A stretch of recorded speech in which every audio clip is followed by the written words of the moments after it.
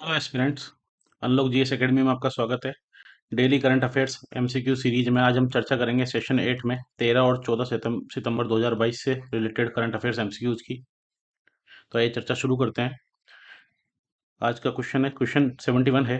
कौन सा bank electronic bank guarantee जारी करने वाला ईवीजी जारी करने वाला देश का पहला बैंक बन गया है? SBI bank, ICICI bank, HDFC bank, Punjab national bank. इसका सही आंसर है एचडीएफसी बैंक। एचडीएफसी बैंक अभी पहला बैंक बन गया है जिसने इलेक्ट्रॉनिक बैंक गारंटी शुरू कर दी है। ये लार्जेस्ट प्राइवेट सेक्टर बैंक है HDFC bank.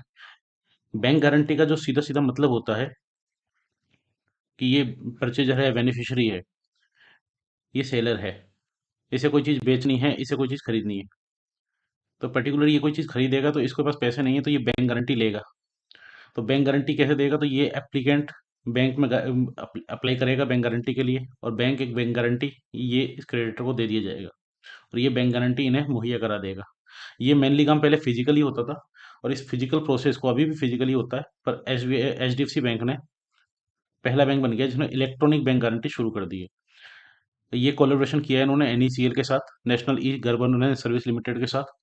Electronic bank guarantee से जो paper based time consuming process थी वो कम हो जाएगी, इफिशियंसी बढ़ेगी, सिक्योरिटी बढ़ेगी, और जो एमएसएमई के लिए ईज ऑफ डूइंग बिजनेस है, व्यापार करने की सुगमता, वो बढ़ जाएगी। एमएसएमई सबसे ज़्यादा मेजर एप्लीकेंट हैं बैंक गारंटी के लिए, क्योंकि जो micro and small medium enterprises हैं उनके पास इतना कैपिटल नहीं होता, तो इसलिए वो बैंक गारंटी के लिए सबसे बड़े मेजर एप्लीकेंट होते हैं, तो उनके लिए ईज ऑफ डूइंग बिजनेस बढ़ जाएगा इससे। एनईसीएल जो है national e governance service limited, ये इंडिया का पहला फर्स्ट इंफॉर्मेशन यूटिलिटी है जो कि insolvency and bankruptcy board of India के अंदर रजिस्टर्ड है, आईबी कोड 2016 से। ये रिपोजिटरी है जो कि लीगल एविडेंस होल्डिंग करता है इंफॉर्मेशन को किसी भी डेप्ट क्लेम और फाइनेंशियल पार्टीज के लिए। तो किसी भी तरह की किसी भी तरह की डेप्टर की जो भी इंफॉर्मेशन होती है, क्रेडिटर की जो इंफॉर्मेशन होती है, ये एनएससीएल लेता है और फिर डेप्टर के पास भेज देता है, और डेप्टर की इंफॉर्मेशन ही क्रेडिटर के पास भेजता है। इस तरह की इंफॉर्मेशन सारी एक रिपोजिटरी के रूप में एनईसीएल के पास जमा रहती है। तो एनईसीएल नेशनल ई सर्विस लिमिटेड एक रिपोजिटरी का काम करता है। एनईसीएल के जो भी चेयरमैन है वो है आर गांधी, एनईसीएल के चेयरमैन है। और दीपक पारेख हैं एचडीएफसी के चेयरमैन। दीपक पारेख एचडीएफसी के चेयरमैन है। नेक्स्ट क्वेश्चन है 72। भारत के किस राज्य में पहली बार किंग चिली फेस्टिवल 2022 का आयोजन किया गया? किंग चिली फेस्टिवल 2022 कहाँ आयोजित किया गया? First ever. असम, राजस्थान, कर्नाटक, नागालैंड। इसका सही आंसर है नागालैंड। नागालैंड में किंग चिली फेस्टिवल आयोजित किया गया पहली बार। First ever king chilli festival 2022। Naga मिर्चा जिसको बोलते हैं किंग चिली, ये सहीयामा विलेज, कोहिमा डिस्ट्रिक्ट, नागालैंड की राजधानी कोहिमा, वहाँ पर सहीयामा विलेज है, वहाँ पर ये आयोजित किया गया। नागा मिर्च जो है इनको राजा मिर्च बोलते हैं, किंग चिली बोलते हैं, और ये नागालैंड की पहली प्रोडक्ट है जिसको जीआई टैग मिला है 2008 में। और ये दुनिया की जो हॉटेस्ट चिली है उनमें से एक है, जो सबसे तीखी मिर्ची होती है उसमें से एक है। इसको भूत जलोई किया या घोस्ट पेपर भी बोलते हैं। ये आप देख सकते हैं, ये है नागा मिर्चा। ये फर्स्ट सहीमा नागा मिर्च फेस्टिवल नागालैंड के कोहिमा डिस्ट्रिक्ट में सहीयामा विलेज में आयोजित किया गया। नेक्स्ट 73 क्वेश्चन है। भारत ने किस देश के साथ जिमेक्स 2022 अभ्यास आयोजित किया? Jamaica, Jordan, Thailand, Japan. इस पे हमने हमने एक दिन पहले भी चर्चा की थी। इसका सही आंसर है जापान। जापान के साथ ये जिमेक्स 2022 अभ्यास आयोजित किया भारत ने। जिमेक्स 2022 अभ्यास जापान इंडिया का मैरीटाइम एक्सरसाइज है, जो कि 2012 में शुरू हुई थी, पहली जिमेक्स एक्सरसाइज। ये सिक्स्थ एडिशन है इस एक्सरसाइज का, जो कि 2022 में हुआ है, और इंडियन नेवी ने इसको होस्ट किया बे ऑफ बंगाल में, बंगाल की खाड़ी में। 1952 में जापान इंडिया के डिप्लोमेटिक रिलेशन शुरू हुए थे, जिनको 2022 में 70 साल हो गया है, और जापान और इंडिया इसकी 17 anniversary, Japan India diplomatic relation की 17 एनिवर्सरी 2022 में मना रहे हैं, जिसके अंतर्गत कई तरह के कार्यक्रम दोनों देशों में आयोजित किए जा रहे हैं। जापान के बारे में हमने कल भी चर्चा की थी, भारत जापान की 2+2 मीटिंग के समय, कि 2+2 मीटिंग हुई है विदेश और रक्षा मंत्री की, जो कि पहली मीटिंग 2019 में दिल्ली में हुई थी, सेकंड मीटिंग टोक्यो में हुई थी 2022 में। जापान और इंडिया की जो एक्सरसाइज होती है, धर्मा गार्जियन जो कि जॉइंट मिलिट्री एक्सरसाइज है, जिमेक्स जापान इंडिया की मेरिटाइम एक्सरसाइज है, शिन्यू मैत्री बायलेटरल एयर एक्सरसाइज है, मालाबार एक्सरसाइज जिसमें इंडिया, यूएसए, ऑस्ट्रेलिया, जापान चारों देश पार्ट करते हैं, नेवल एक्सरसाइज है, और मिलान एक्सरसाइज जो कि नेवल एक्सरसाइज है, बाइनियल मल्टीलेटरल एक्सरसाइज है, जिसमें जापान ने पहली बार 2022 में पार्ट लिया। बोनस मैटर बोनस मार्क्स में आज हम चर्चा करेंगे हिंदी दिवस की। 14 सितंबर उन को हिंदी दिवस मनाया जाता है। 14 सितंबर 1949 को हिंदी को भारत की राष्ट्रीय भाषा के रूप में एक्सेप्ट किया गया। इसके समर्थक थे व्योहर राजेंद्र सिन्हा, हजारी प्रसाद द्विवेदी, काका कालेलकर, मैथिली शरण गुप्त, सेठ गोविंद दास। ये सब लोग हिंदी को नेशनल राष्ट्रीय भाषा बनाने के लिए समर्थक थे और इनके योगदान से 14 सितंबर 1949 को संविधान सभा ने भारत हिंदी हिंदी को भारत की राष्ट्रीय भाषा के रूप में अपनाया। बिहार पहला राज्य था जिसने हिंदी को अपनी आधिकारिक भाषा के रूप में अपनाया था। हिंदी शब्द की अगर बात करें तो हिंदी शब्द फारसी शब्द है एक्चुअली हिंदी। और ये पहली जो हिंदी कविता लिखी गई थी वो अमीर खुसरो खुसरो ने लिखी थी। अटल बिहारी वाजपेयी 1977 में ये संयुक्त राष्ट्र महासभा में हिंदी में भाषण देने वाले पहले नेता थे जिन्होंने हिंदी में भाषण दिया था यूएन जनरल असेंबली में 1977 में। महात्मा गांधी ने भी 1918 के हिंदी साहित्य सम्मेलन में हिंदी को राष्ट्रीय भाषा घोषित करने पर बात की थी। और महात्मा गांधी हिंदी को लेके काफी ज्यादा भावुक थे और हिंदी को वो राष्ट्रीय भाषा बनाने के समर्थक में से एक थे। हिंदी भारत के अलावा Nepal, Guyana, Trinidad Tobago, Suriname, Fiji, Mauritius अन्य देशों में बोली जाती है। 10 जनवरी 1975 को पहला विश्व हिंदी सम्मेलन हुआ था जो कि नागपुर में आयोजित हुआ था, इसलिए 10 जनवरी को विश्व हिंदी दिवस मनाया जाता है। दुनिया की जो 4 सबसे अधिक बोली जाने वाली भाषा हैं उनमें एक है चाइनीज, चीनी भाषा, मैंडेरिन जिसको बोलते हैं, स्पेनिश लैंग्वेज है, सेकंड पे, थर्ड इंग्लिश लैंग्वेज है और फोर्थ है हिंदी। दुनिया में सबसे ज्यादा बोली जाने वाली भाषाओं में फोर्थ नंबर पे है हिंदी। यही चर्चा करते हैं हम अनुच्छेद 343 की 343 की, जो कि हिंदी भाषा की देवनागरी लिपि संघ की राजभाषा होगी। इसमें ये कहा गया है देवनागरी स्क्रिप्ट में जो हिंदी भाषा है वो संघ की राजभाषा होगी। और इसमें हिंदी के साथ साथ अंग्रेजी भाषा का भी उपयोग का प्रावधान था, जिसमें कहा गया था कि अंग्रेजी का भी उपयोग होगा 15 सालों तक। लेकिन 25 जनवरी 1965 के बाद तक ये टाइमलाइन थी 15 सालों तक यूज करने की। लेकिन उसके बाद काफी विरोध हुआ साउदर्न स्टेट्स के द्वारा कि केवल हिंदी को थोपा नहीं जाए इस तरह से, इंग्लिश भी एक भाषा रहनी चाहिए कंसल्टेशन के लिए एक मीडियम के रूप में। तो उसके बाद राजभाषा अधिनियम 1963 बना और उसमें ये कहा गया कि संसद को, और अनुच्छेद 343 के जो भाग 3 था उसमें संसद को अधिकार था कि 25 जनवरी 1965 के बाद भी अंग्रेजी भाषा के उपयोग को जारी रखने के लिए कानून बना सकती है। और उसी कानून के तहत उन्होंने राजभाषा अधिनियम 1963 बनाया संसद ने। और उसमें फिर अंग्रेजी और हिंदी दोनों को अनुच्छेद 343 के तहत राजभाषा का दर्जा दिया गया। Next question 74। हाल ही में भारत के अटॉर्नी जनरल के रूप में किसे नियुक्त किया गया है? अटॉर्नी जनरल किसे नियुक्त किया गया? के वेणुगोपाल अभी प्रेजेंट में हमारे अटॉर्नी जनरल थे। अवध बिहारी रोहतगी, ये high court, Delhi high court के जज थे, जज रहे हैं। और इन्हीं के बेटे हैं मुकुल रोहतगी जिन्हें अपॉइंट किया गया है अभी अटॉर्नी जनरल के रूप में। मोतीलाल चिमनलाल सीतरवार, ये हमारे फर्स्ट, भारत के फर्स्ट अटॉर्नी जनरल थे, attorney general of India first. Mukul Rohatgi को अभी अटॉर्नी जनरल अपॉइंट किया गया है, ये है मुकुल रोहतगी जिन्हें अपॉइंट किया गया है अटॉर्नी जनरल ऑफ इंडिया के रूप में। Attorney general top law officer होता है देश का, और ये यूनियन एग्जीक्यूटिव का, संघ की कार्यकारी का एक पार्ट होता है। अनुच्छेद 76 के तहत संविधान में, अनुच्छेद 76 के तहत संविधान में अटॉर्नी जनरल ऑफ इंडिया की चर्चा की गई है। इन्हें प्रेसिडेंट अपॉइंट करता है, राष्ट्रपति के द्वारा इनकी अपॉइंटमेंट होती है गवर्नमेंट के एडवाइस पे। और इनकी अपॉइंटमेंट के लिए कुछ क्वालिफिकेशन ली गई है। इसमें कहा गया है संविधान में कि या सुप्रीम कोर्ट के जज होने के लिए क्वालिफाइड होने चाहिए। जो सुप्रीम कोर्ट के जज होने के लिए जो क्वालिफिकेशन है वही इनकी क्वालिफिकेशन है। दूसरा, सिटीजन ऑफ इंडिया, भारत के नागरिक होने चाहिए। और तीसरी क्वालिफिकेशन में कहा गया है या तो ये जज हों, किसी हाई कोर्ट के 5 साल तक जज रहे हों, या ये किसी हाई कोर्ट में एडवोकेट रहे हों 10 साल तक, या फिर ये एमिनेंट जूरिस्ट हों। प्रेसिडेंट के ओपिनियन में, राष्ट्रपति के विचार में ये एक अच्छे अधिवक्ता हों, तो इन्हें इन तीन में से कोई भी एक क्वालिफिकेशन इनकी मेट होती है और उसके अलावा दो क्वालिफिकेशन ये है, उसके बाद इन्हें अपॉइंट किया जाता है अटॉर्नी जनरल के रूप में। टेन्योर की बात की है तो कोई फिक्स टेन्योर नहीं है। जैसे अभी हम देखें जो अब की मुकुल रोहतगी से पहले के वेणुगोपाल अटॉर्नी जनरल थे, इनका टेन्योर 2 बार एक्सटेंड किया सरकार ने। और रिमूवल की बात है तो किसी भी टाइम प्रेसिडेंट इन्हें रिमूव कर सकता है। इनका मेनली जो काम होता है वो होता है सरकार को एडवाइस देना लीगल मैटर्स पे, लीगल ड्यूटीज फुलफिल करना। प्रेसिडेंट इनको कोई काम असाइन करता है तो उसे करना। सरकार के बिहाफ पे, सरकार हर जगह कोर्ट में नहीं जा सकती इतने केसेस में, तो सरकार के बिहाफ पे ये अपीयर होते हैं कोर्ट्स में। आर्टिकल 143 के तहत 143 में जो प्रेसिडेंट कंसल्ट करता है सुप्रीम कोर्ट से किसी डिक्री या किसी आदेश के बारे में या किसी कानून के बारे में, तो उसके लिए भी ये कोर्ट में पैरवी करने जाते हैं। राइट्स की बात करें, इन्हें क्या क्या अधिकार मिले हुए हैं, तो संविधान में इन्हें अधिकार मिले हुए हैं कि ये दोनों हाउसेज में प्रेजेंट हो सकते हैं, लोकसभा राज्यसभा में प्रेजेंट रह सकते हैं। कमिटीज की हियरिंग में प्रेजेंट रह सकते हैं, लेकिन इनको वोटिंग राइट नहीं होता क्योंकि ये किसी संसद सदन के सदस्य नहीं होते। इनको वही प्रिविलेज मिलते हैं, वही विशेष अधिकार इम्यूनिटीज मिलती है जो किसी एमपी, मेंबर ऑफ पार्लियामेंट, सांसद को मिलती हैं।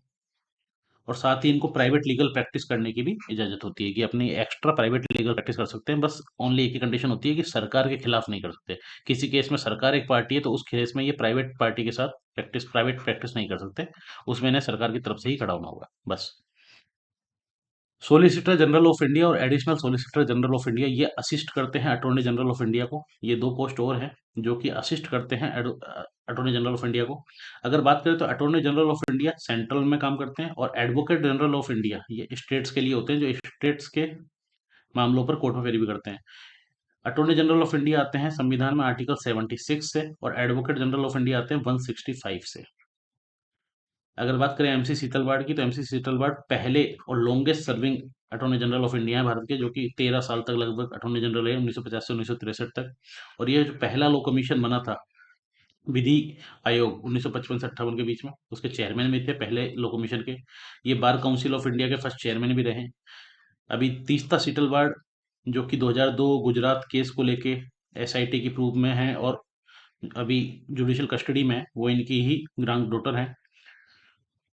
मुकुल रोहतगी इससे पहले भी अटॉर्नी जनरल ऑफ इंडिया रह चुके हैं 2017 से 17 के बीच में, 12th अटॉर्नी जनरल के रूप में। उसके बाद के वेणुगोपाल अटॉर्नी जनरल रहे 2017 से 22 तक, 5 साल तक, 13वें अटॉर्नी जनरल ऑफ इंडिया थे।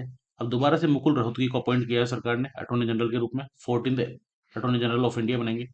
मुकुल रोहतगी इससे पहले एडिशनल सोलिसिटर जनरल थे वाजपेयी गवर्नमेंट में। उससे पहले ये 2002 केस में गुजरात गवर्नमेंट की तरफ से पैरवी करने गए थे। एनजेक केस जो कि 99th अमेंडमेंट था, नेशनल जुडिशियल अकाउंटेबिलिटी, उसमें भी ये पैरवी करने गए थे। आधार केस, आर्टिकल 377 केस आदि। नेक्स्ट क्वेश्चन है 75, the 2021 global estimates for modern slavery. ये रिपोर्ट हाल में किस संगठन द्वारा जारी की गई है? यूनेस्को, ह्यूमन राइट्स वॉच, मानवाधिकार के लिए संयुक्त राष्ट्र का उच्चायुक्त संगठन, या फिर अंतर्राष्ट्रीय श्रम संगठन? इसका सही आंसर है अंतर्राष्ट्रीय श्रम संगठन, आईएलओ, इंटरनेशनल लेबर ऑर्गेनाइजेशन ने ये रिपोर्ट निकाली है, the 2021 global estimates for modern slavery. इस रिपोर्ट में कहा गया है कि 50 मिलियन लोग आधुनिक दास्ता मॉडर्न स्लेवरी में जी रहे हैं अभी दुनिया में, जिसमें लगभग 28 मिलियन तो फोर्स लेबर में हैं जिनसे जबरन बेगारी कराई जाती है, और लगभग 22 मिलियन लोग हैं जो कि फोर्स मैरिज में हैं, जबरन जिनसे विवाह किया गया है, विवाह में बंधे हुए। इसमें कहा गया है इसी रिपोर्ट में कि 52% जो लोग हैं फोर्स लेबर में भी, ये जो 28 मिलियन लोग फोर्स लेबर में, इनमें से भी 52% जो हैं वो हाई और मिडिल इनकम कंट्रीज में है, लो इनकम कंट्रीज में नहीं है। ये अपने आप में एक सरप्राइजिंग बात है। और 86% जो है फोर्स लेबर में, ये प्राइवेट सेक्टर में फोर्स लेबरिंग, ना कि सरकारी क्षेत्र में। आईएलओ की अगर बात करें हम, इंटरनेशनल लेबर ऑर्गेनाइजेशन की, अंतर्राष्ट्रीय श्रम संगठन, ये लीग ऑफ नेशंस जो बना था 1919 में, फर्स्ट वर्ल्ड वॉर के बाद, उसमें ट्रीटी ऑफ वर्साइल्स, वर्साई की संधि हुई थी, उसके तहत इसकी स्थापना हुई थी इंटरनेशनल लेबर ऑर्गेनाइजेशन की। ये पहला और ओल्डेस्ट स्पेशलाइज्ड एजेंसी है यूएन की, यूनाइटेड नेशंस की, जो कि 1946 में बनी, और इसका हेडक्वार्टर है जेनेवा, स्विट्जरलैंड में। अभी जो डायरेक्टर जनरल हैं वो हैं गाई राइडर, जो कि 2012 से 2022 तक रहे हैं। 2022 में अब ये इनका कार्यकाल खत्म होने वाला है, और अब जिनके घोषणा की जा चुकी है नए डायरेक्टर जनरल जो आईएलओ के होंगे अभी, वो होंगे गिलबर्ट होंगबो, जो कि अफ्रीकन कंट्रीज है, अफ्रीकन कंट्री है एक, टोगो, जिसके पीएम रह चुके हैं गिलबर्ट होंगबो। ये अब डायरेक्टर जनरल होंगे गाय राइडर के बाद इसी साल। अगला क्वेश्चन है 76, भारत सरकार के महत्वाकांक्षी मिशन अमृत सरोवर के तहत किस राज्य ने सबसे अधिक झीलों का निर्माण किया है? उत्तर प्रदेश, मध्य प्रदेश, जम्मू कश्मीर, राजस्थान? इसका सही आंसर है उत्तर प्रदेश। सबसे अधिक झीलों का निर्माण करने में मिशन अमृत सरोवर के पहले नंबर पे है उत्तर प्रदेश, दूसरे पे है मध्य प्रदेश, तीसरे पे है जम्मू कश्मीर, और फोर्थ पे है राजस्थान, और फिफ्थ पे है तमिलनाडु। मिशन अमृत सरोवर में हाईएस्ट जिसने बिल्ड किया है अमृत सरोवर, ये अमृत सरोवर इस तरह का कॉन्सेप्ट है जिसमें कहा गया है कि पर्टिकुलर किसी 1 एकड़ की लैंड होनी चाहिए, 1 एकड़ मिनिमम लैंड होनी चाहिए, और डिस्ट्रिक्ट्स में इस तरह का अमृत सरोवर बनाया जाए ताकि उसमें एक पानी की जो समस्या है, वाटर की जो समस्या है, वो दूर की जा सके। यूपी पहले नंबर पर है, एमपी सेकंड पे है, जम्मू कश्मीर थर्ड पे है, राजस्थान फोर्थ पे है, और तमिलनाडु फिफ्थ पे है। यूपी में भी लखीमपुर खीरी डिस्ट्रिक्ट है, वहाँ पर सबसे ज़्यादा अमृत सरोवर बने। अमृत सरोवर की बात करें तो 24 अप्रैल 2022 को ये लॉन्च हुए थे। इसमें जल संरक्षण को बढ़ावा देना मेनली ऑब्जेक्टिव था, इनका उद्देश्य कि जल संरक्षण बढ़ाया जा सके। इसमें डेवलप करना था और रिजुवनेट करना था जो कि वाटर बॉडीज हैं सारी डिस्ट्रिक्ट में, भारत के सभी डिस्ट्रिक्ट में इन वाटर बॉडीज को बनाना है। 1 एकड़ के आसपास जगह में ये वाटर बॉडीज बनेंगी। लगभग 50,000 अमृत सरोवर बनाने का सरकार का लक्ष्य है 15 अगस्त 2023 तक, जब तक हम आज़ादी का अमृत महोत्सव मना रहे हैं। नेक्स्ट क्वेश्चन है 77। वेदांता और ताइवान का फॉक्सकॉन समूह किस राज्य में सेमीकंडक्टर की इकाई स्थापित करेगा? महाराष्ट्र, गुजरात, कर्नाटक, तेलंगाना। इसका सही आंसर है गुजरात। गुजरात में ये सेमीकंडक्टर यूनिट लगाई जाएगी। वेदांता लिमिटेड जो कि अनिल अग्रवाल की कंपनी है और फॉक्सकॉन ग्रुप जो कि ताइवान कंपनी है, ये सेमीकंडक्टर यूनिट लगाएगा गुजरात में, जिसमें कि लगभग 1.5 लाख करोड़ रुपए का इन्वेस्टमेंट किया जाएगा।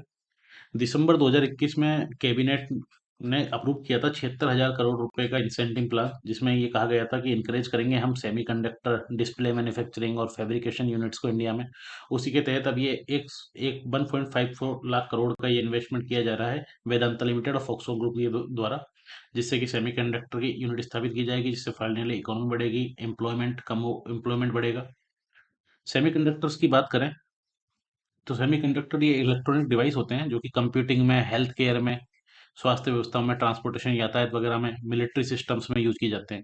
इसमें मेनली सिलिकॉन यूज की जाती है। ये क्वेश्चन पूछा जा सकता है, इसमें मेनली सिलिकॉन यूज की जा सकती है। और इसकी जो इलेक्ट्रिसिटी होती है वो एक इंसुलेटर, जैसे कि आप देख लीजिए गिलास जो होता है, कांच का गिलास,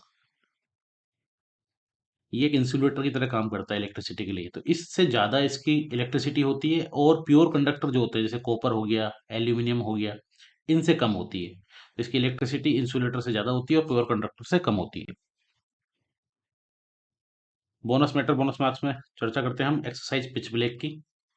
एक्सरसाइज पिच ब्लैक 2022 ये रॉयल ऑस्ट्रेलियन एयरफोर्स ने भी आयोजित की थी डार्विन एयरबेस पे। और ये बाइनियल एक्सरसाइज है, हर 2 साल में होती है। हर 2 साल में एक्सरसाइज होती है, इंटरऑपरेटिविटी बढ़ाने के लिए, रिलेशनशिप्स बढ़ाने के लिए पार्टिसिपेंट देशों में। इस साल जो पार्टिसिपेंट थे वो 17 देश पार्टिसिपेंट थे, Australia, Canada, France, Germany, India भी एक पार्टिसिपेंट था। और ये अगर बात करें बायलेटरल एक्सरसाइज जो इंडिया और ऑस्ट्रेलिया की होती हैं, वो होती हैं एक्सरसाइज ओस्ट्रा हिंट जो कि आर्मी की एक्सरसाइज है, और एक्सरसाइज ओसिंडेक्स जो कि नेवी की एक्सरसाइज है। मल्टीलेटरल एक्सरसाइज जिसमें इंडिया और ऑस्ट्रेलिया दोनों इन्वॉल्व होते हैं वो है मालाबार एक्सरसाइज, जिसकी हम चर्चा पहले भी कर चुके हैं। ये नेवी एक्सरसाइज है जिसमें यूएसए, इंडिया, ऑस्ट्रेलिया, जापान जो क्वाड कंट्रीज हैं, 4 क्वाड कंट्रीज हैं, ये चारों मालाबार एक्सरसाइज करते हैं। नेक्स्ट क्वेश्चन है 78। हाल ही में खबरों में रहा नागार्नो कोराबाख क्षेत्र किस देश में स्थित है? Recently been in news Nagorno Karabakh area कहाँ लोकेटेड है? Georgia, Iran, Azerbaijan, Armenia. इसका सही आंसर है अजरबैजान। और ये एक इम्पोर्टेंट क्वेश्चन में भी है, इस साल खबरों में काफी रहा है। ये आप देख सकते हैं, ये काकेशस रीजन है मेनली, यहाँ पर काकेशस माउंटेन्स हैं। यहीं पर जॉर्जिया है, ये अजरबैजान है, ये आर्मेनिया है।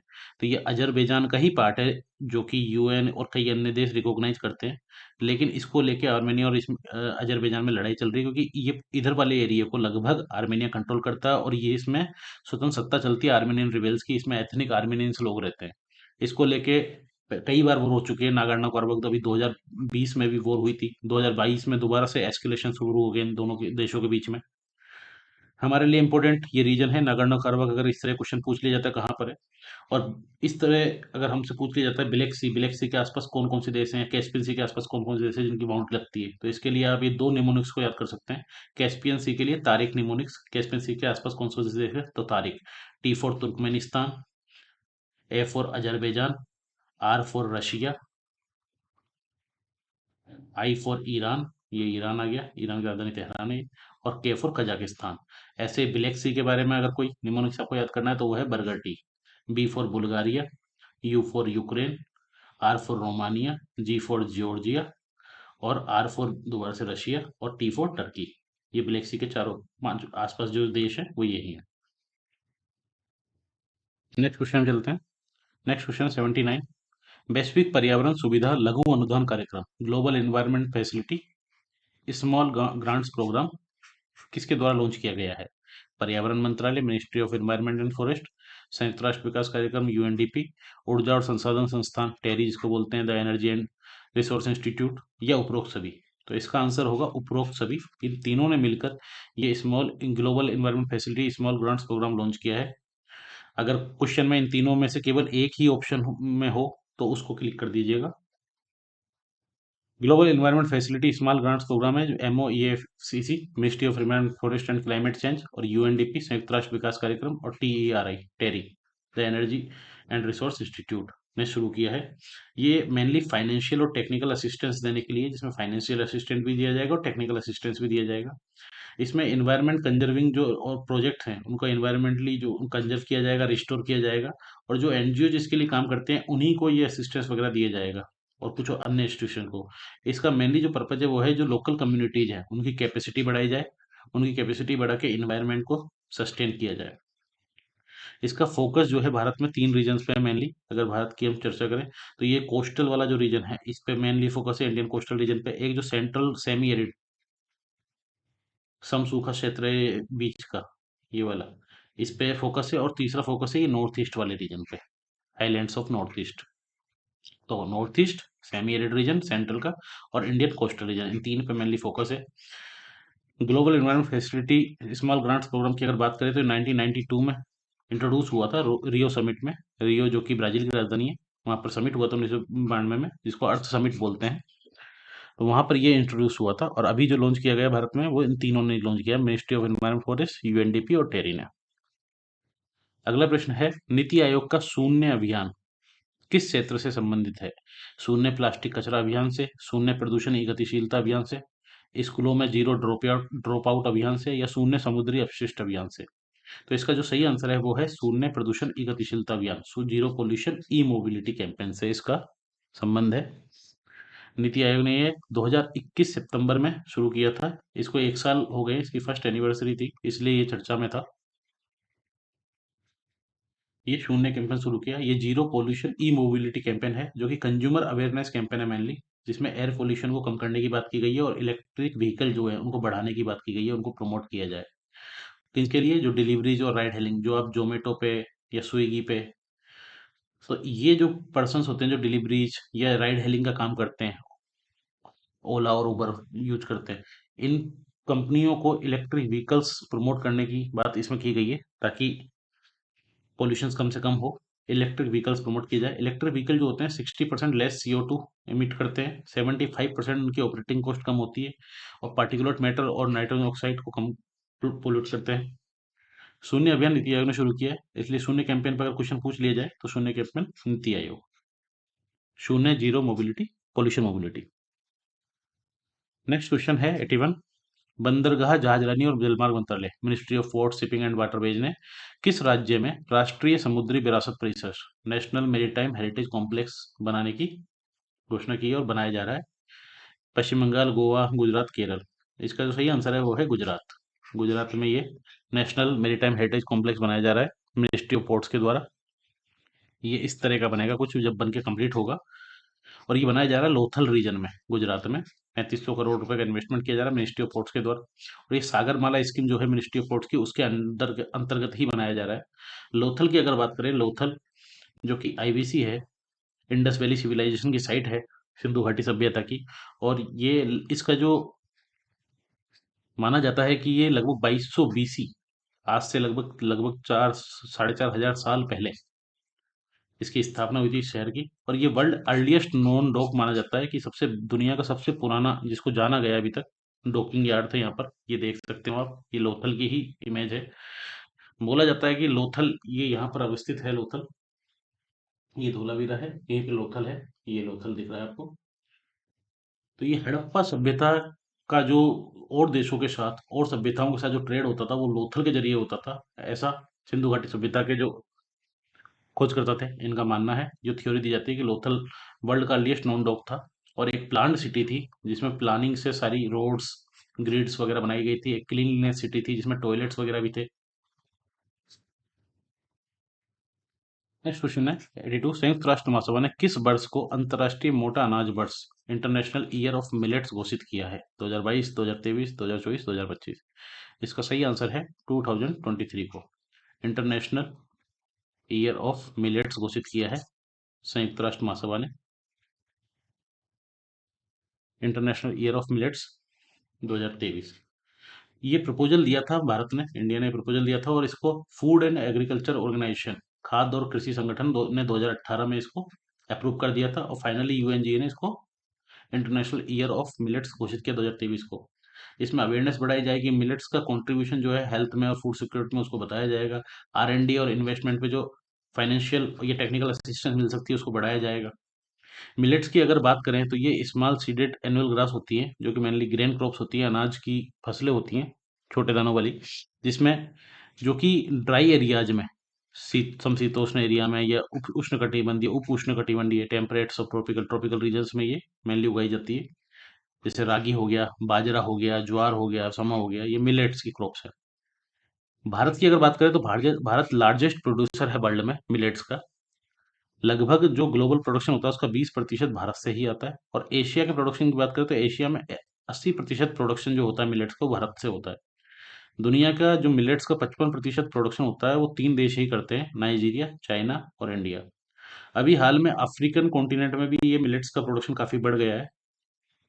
मिलेट्स देखा जाए तो आप कॉस्ट इफेक्टिव होते हैं, इनकी कॉस्ट काफ़ी कम होती है, न्यूट्रिएंट्स काफ़ी ज़्यादा होते हैं, कैल्शियम मैग्नीशियम काफ़ी ज़्यादा होते हैं, ग्लूटेन फ्री होते हैं ये। तो इसलिए इनका यूज़ बढ़ाने के लिए, ताकि न्यूट्रिशन बढ़ाया जा सके लोगों का, कम पैसे में कम कॉस्ट में न्यूट्रिशन बढ़ाया जा सके, इसलिए मिलेट्स को ज़्यादा से ज़्यादा लोग यूज़ करें, इसके लिए ये इंटरनेशनल ईयर ऑफ मिलेट्स 2023 घोषित किया गया है यूएनजी के द्वारा। इस तरह से आज की चर्चा हमारी समाप्त होती है। इस तरह के और वीडियो के लिए हमारे साथ जुड़े रहिए। अनलॉक जीएस एकेडमी को लाइक करें, शेयर करें, सब्सक्राइब करें। धन्यवाद।